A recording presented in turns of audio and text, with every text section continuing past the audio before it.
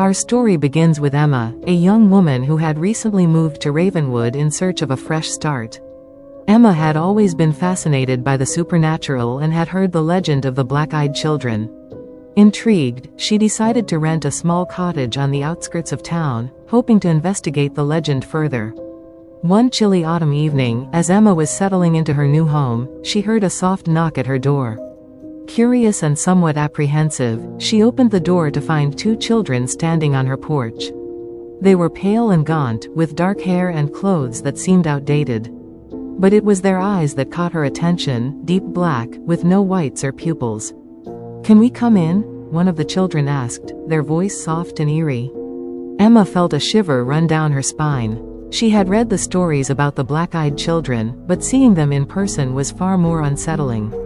She hesitated, unsure of what to do. "Please, we're lost," the other child said, their eyes wide and pleading. Despite her fear, Emma couldn't bring herself to turn them away. "I'm sorry," she said, her voice trembling. "I can't let you in. You need to leave." The children's expressions darkened, and for a moment, Emma thought she saw a flicker of anger in their black eyes. Without another word, they turned and disappeared into the night. Shaken by the encounter, Emma tried to put it out of her mind. But the memory of the children's black eyes haunted her, and she couldn't shake the feeling that she had narrowly escaped something terrible. The following days were uneventful, but Emma couldn't help but feel like she was being watched. One night, as she was getting ready for bed, she heard the soft knock on her door once again. Her heart pounded with fear, and she approached the door cautiously. She peered through the peephole and saw the same two children standing on her porch, their black eyes staring back at her. "Please, let us in," the first child said, their voice like a whisper. "We're cold and hungry," the second child added. Emma's hand trembled as she clutched the doorknob. She knew she couldn't let them in, but the children's pleas tugged at her heart. Summoning all her courage, she spoke firmly. "No, you need to leave." The children's expressions darkened once more, and they began to chant in unison.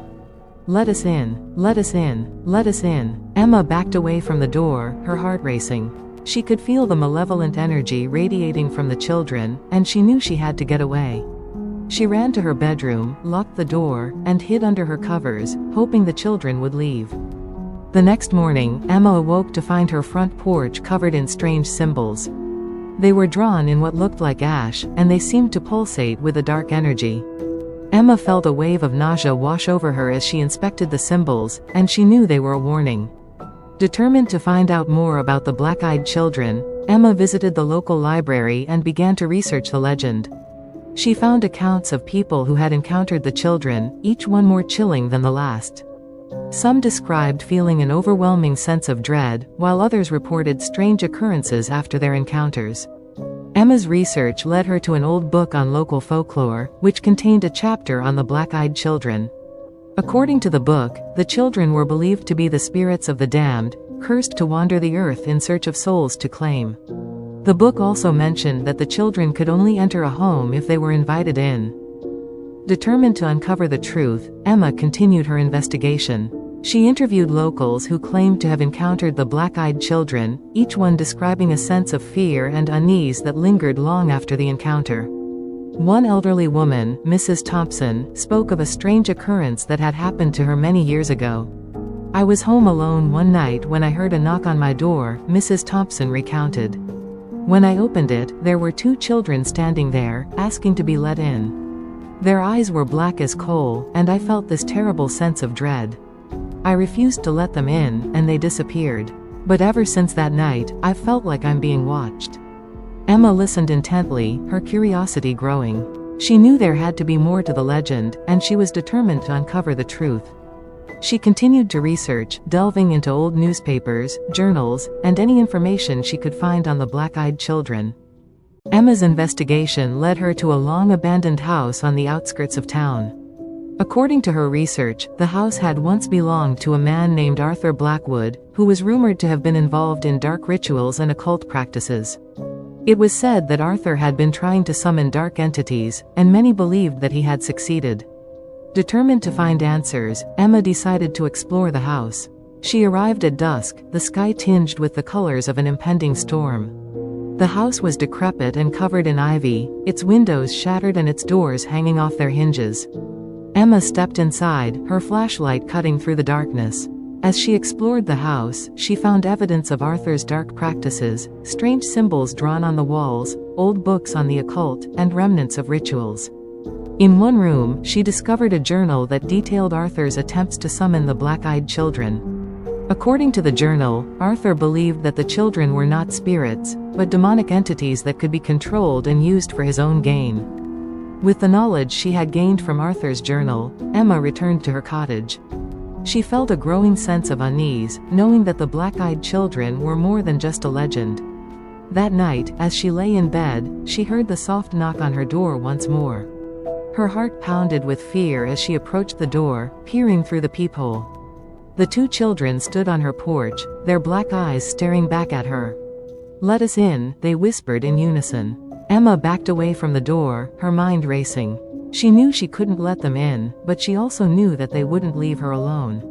She decided to confront them, hoping to find a way to end the haunting. Grabbing a crucifix from her bedside table, she opened the door and held it out in front of her. "Leave me alone," she commanded, her voice trembling. "I know what you are, and I won't let you in." The children's expressions darkened, and they let out a low, guttural growl. "You can't stop us," they hissed. "We will find a way in." Emma slammed the door shut and retreated to her bedroom, her heart racing. She knew she had to find a way to break the curse and banish the black-eyed children once and for all. With the knowledge she had gained from Arthur's journal, Emma decided to perform a ritual to banish the black-eyed children. She gathered the necessary items, candles, salt, and a book of incantations, and set up a protective circle in her living room. As she began the ritual, she could feel the dark energy in the air, growing stronger with each passing moment. The candles flickered, and the room grew colder. Emma chanted the incantations, her voice steady despite the fear that gripped her. Suddenly, the air was filled with a deafening roar, and the black-eyed children appeared before her, their eyes blazing with fury. "You cannot banish us," they hissed, their voices dripping with malevolence. Emma felt a surge of fear, but she knew she couldn't back down now. She continued to chant the incantations, her voice growing stronger with each word. The children's forms began to waver, and the air crackled with dark energy. "You are not welcome here," Emma commanded, her voice echoing through the room. "I banish you from this place. Return to the darkness from whence you came." The black-eyed children let out a collective scream, their forms distorting and flickering like shadows in the wind. The room shook violently, and the candles were extinguished, plunging Emma into darkness. She could feel the children's presence weakening, and she knew she was close to breaking the curse. Summoning all her strength, Emma reached into the protective circle and threw salt at the children. "Leave this place," she shouted. "You have no power here." With a final, ear-piercing scream, the black-eyed children vanished, and the oppressive atmosphere lifted. The room was silent once more, and Emma felt a wave of relief wash over her.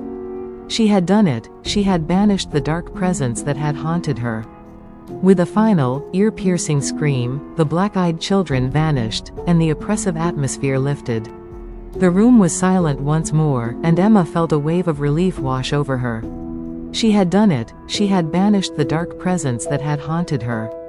In the days that followed, Emma continued to research the black-eyed children, hoping to find answers to the questions that still lingered in her mind.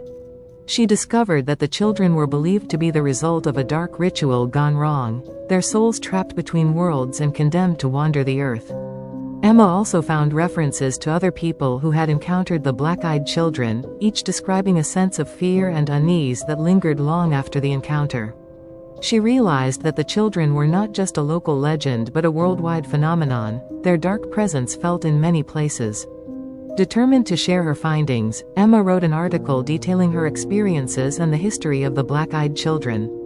Her story gained widespread attention, capturing the imaginations of both believers and skeptics.